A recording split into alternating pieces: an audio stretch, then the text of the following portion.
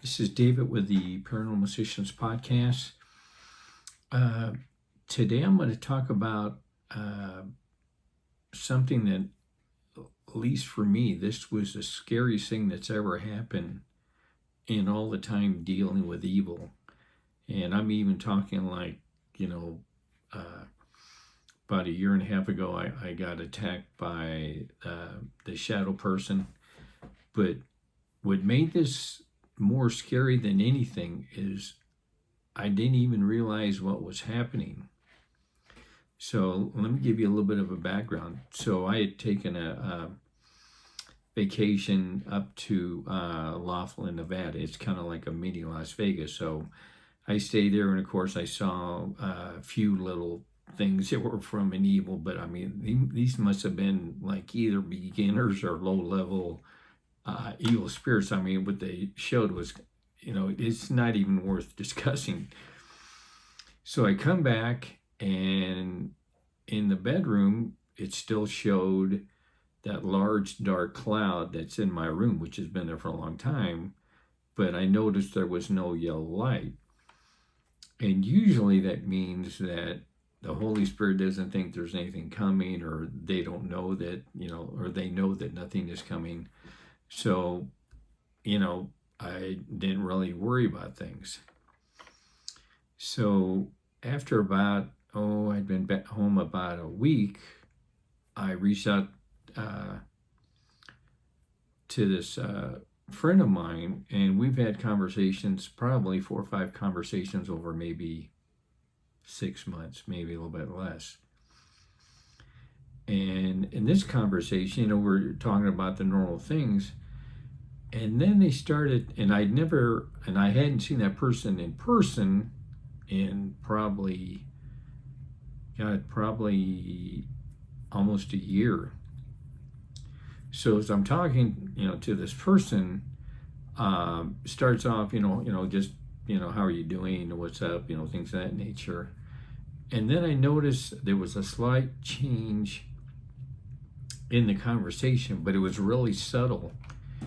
And I didn't really pick up on it because, I had, met this person. We've had, quite a few conversations. They weren't long conversations, like maybe 5-10 minutes most. So I didn't pick up on anything. And the conversations we had would last probably maybe an hour. And we normally never talk that length of time. But during the time we're talking, the conversation started to, or they geared it towards one of my greatest weaknesses. But they didn't do that right off. It was very subtle, and I didn't really think about it. I kind of viewed it like, they're like, things that could help me and things, things of that nature, which I've always kept that, my greatest weakness under control, but, I'm only human. So as we're talking, the conversation started changing a little bit. And I didn't even really notice that because I just felt, safe around that person because I've had all these conversations. But as time starts going on, I started noticing this is getting darker and darker, but it was very subtle. It wasn't like they just automatically just hit me with this. It was very subtle. So after the first day, I thought that was kind of odd, but I thought, I'm probably not making, making too much, a big deal out of nothing. So I didn't think anything else about it. Well, in the second day, they wanted me to reach out to them, so I did. And it was the same thing. It was like, I'm doing this, I'm doing that, just mundane things, nothing personal. But then the conversation would start going along those dark tones again. And this time it got a little bit darker, and that's when, and I should have known better, I thought, that's kind of odd, the conversations we're having. But, I just I thought, well, maybe I'm just, it's not that big of a deal, maybe they're trying to work through issues on their own and they're just talking out loud about this. So by the end of the second day, and we had another conversation for off and on for a couple hours. And on the third day, I'm really starting to think that there's something not right here. And this was, this is the scariest thing ever happened to me. I'm in the room right, like I am right now, and I start realizing that the conversations we're having that start out kind of harmless, they were focusing on my greatest weakness, and I started feeling like a part of my soul was starting to become corrupted. And at first I thought, maybe I'm just overreacting, but the more I thought about it, I go, these conversations I had in the past were harmless and all that, but now the conversations are moving, and it's almost like, and I don't know if I could explain this correctly, but they're trying to almost accentuate my weakness, and they did it in such a subtle way. And I finally realized I have to pull back, and so I severed all contact, and anything called, I just didn't pick up the phone. And even then I kind of thought, maybe I just misinterpreted. Well, what the confirmation I got is when I severed all contact, I go in back and, the next night to go to bed. And of course, normally there's that big, large cloud, and there was no yellowish white light from the Holy Spirit. Well, when I go into the room, the cloud has shrunk maybe by 30%. And now I see a small yellowish white light on the ceiling. It's not very big, but I can see it. And right there, I knew I had confirmation that this was evil, but they did it in such a smooth way that I didn't catch it immediately. And the next night, or the next day, I started thinking about it. And when I had saw them, because they had sent, snapshots of, whatever. And when I was looking at the pictures of their eyes, I noticed they were extremely dark. Because the first time I met them, they had like brown eyes or whatever. But I noticed that these were like extremely dark. I mean, I guess bordering on just jet black. And when I thought about it, I said, and they had sent a couple pictures, I'm doing this around that, whatever. And I didn't really focus on that. But if I had, I would have saw that this person, and I know this from the bottom of my heart, either this person is possessed or is in the process of being possessed.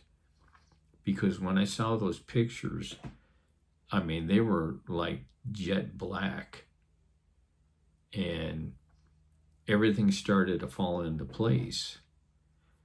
And I've known this person, like I said, for quite some time, but I never really had any in-depth conversations. We always talk about, I did this, or I went, they went camping, or whatever the case might be, just everyday things you talk about. But a few days ago, they started a conversation about that, and then they started gearing towards my greatest weakness. And the other thing and I feel stupid about, is that I don't discuss that at all, because I'm always working on that. And I should have realized as soon as they started kind of gearing the conversation towards that, That should have been a red flag. Like, how do they know what my greatest weakness is? And if I had thought about it, I would have said, that's an alarm bell saying, hold it. They're seeing something that I'm continuously working on. So how do they know that unless there's something evil? And but I'd have to say, of everything that's ever happened, like being attacked by um, the shadow person, and I've seen, witches in the mirror and all that. This has got to be the scariest because I didn't even know this was happening. But at the end of that second day, in the beginning of the third, I just didn't feel right. Like the evil was kind of like, working its way into me, and I just didn't feel right. And that's when I realized, I go, there's something evil going on here. And then that's when I severed all the contact. But evil's coming at me so many ways, trying to scare me, and there's been times where I have been scared. But this is probably the scariest because I didn't even know what was happening. I had faith in that other person that it was no big deal. And that was my mistake. But now in the future, if I talk to someone, anytime it starts, gearing towards something like that, I'm going to know, this is evil, because I assume this is not going to be the last time they're ever going to try to have someone that I've known, or maybe I did know, and they're going to try the same thing. And I mean, I know evil can, they have a millennium to work out things, but I mean, this was, pretty slick that they could do that. And it was, and the conversations were so light and everything, and they would just kind of weave that into the conversation. And when you're just talking about other things, I'd mention this or that or whatever, and so I would kind of like indirectly gloss over it. I wasn't really paying attention because we're talking about other things as well, because it wasn't all focused on my greatest weakness. They talked about other things, and that's why it made it so hard to grasp what they were really wanting. But when I saw those pictures and I saw the eyes, and I thought, that's excuse me, I go, that's not the excuse me, I go, that's not the eyes of a normal person. I go, that's either they are possessed or are in the process of being possessed. And I'm glad that when I severed all contact, and then I went in the bedroom that night and I saw the dark cloud shrink and the yellowish white light, small, but it was there, then I knew I was right. Because that dark cloud, which has been probably at least half of the ceiling, roughly half of the ceiling, that's been there for a long time, and then it finally shrank. So I'd only assume that they'd been playing in this for a long time, and they just waited for the right moment, that when I reached out to that person, they thought, well, this is the right time for me, or right time for them to attack me, but in a subtle way. And that's why I'd have to say this is the scariest I've ever been, because I didn't even know I was losing part of my soul until that beginning of the third day. And I just didn't feel right. And, it wasn't like I had any kind of, like when I got jumped at the Hotel Vendome years ago, it was not like that, but it just kept sticking to me. I go, there's something not right about this whole situation.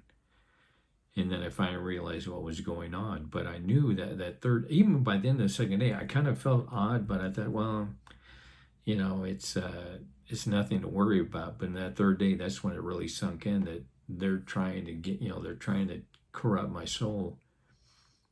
So, and I debate about whether I should talk about this, but, that just shows that evil can come at you with people that you might have, I'm not going to say you need to worry about all your friends, but no, but I mean, you always have to be on guard that people that you might have had a little bit of contact or whatever, if they start discussing things that maybe only and they start talking about it, then you should start thinking, how do they know if that's my greatest weakness? Things of that nature. Or maybe they do it a different way, whatever. But for me, that's what they came across. And um, I was pretty shook up because that third day, I kind of felt like I'm losing part of my soul, that they're trying to work their way in. And luckily I caught it and stopped. But, in the future, there's, you always have people, you can always trust. But this one, I didn't have that much contact with them. It was over a long period of time, but it would only be like 10, 15 minutes, and that was it. Okay, what have you been doing, all this, and we'd hang up.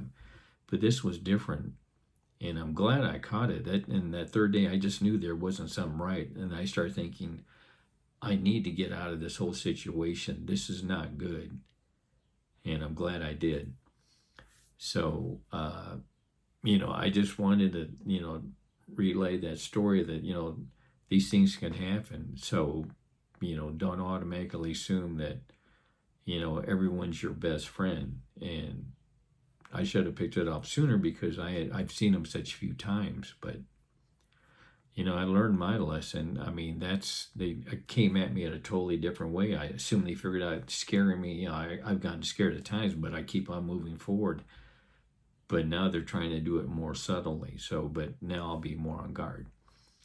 But I know this was kind of a long video, but I thought it was worth talking about. And I appreciate everyone watching. Thanks.